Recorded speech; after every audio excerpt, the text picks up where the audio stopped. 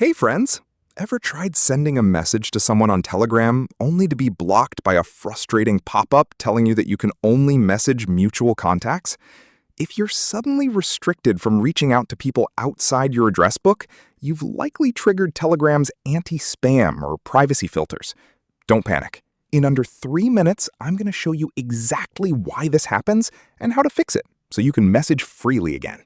Let's get into it. First, we need to find out if your account has been flagged.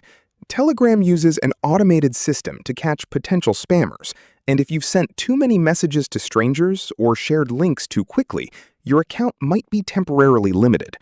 Open your Telegram search bar and type @SpamBot. Make sure it has the official verification checkmark. Then start a chat and tap Start.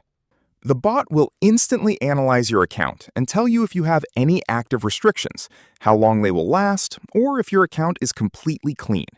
If it's a temporary penalty for a new account, waiting it out or verifying your phone number with a SIM card is usually the only immediate fix. If SpamBot says your account is fine, the issue might be tied to your privacy settings or how the person you're trying to reach has configured their account.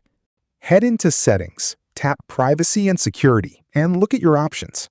Phone number. If you set this to nobody, it can sometimes restrict how freely you interact with unfamiliar accounts. Forwarded messages.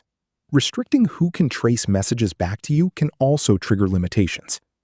To avoid hitting this wall in the future, remember to pace yourself when messaging new accounts. Avoid mass forwarding promotional links and keep your profile verified. If this quick guide helped you bypass the restriction and get your chats working again, hit that like button, drop a comment if you have any questions, and subscribe for more tech troubleshooting tips. See you in the next one.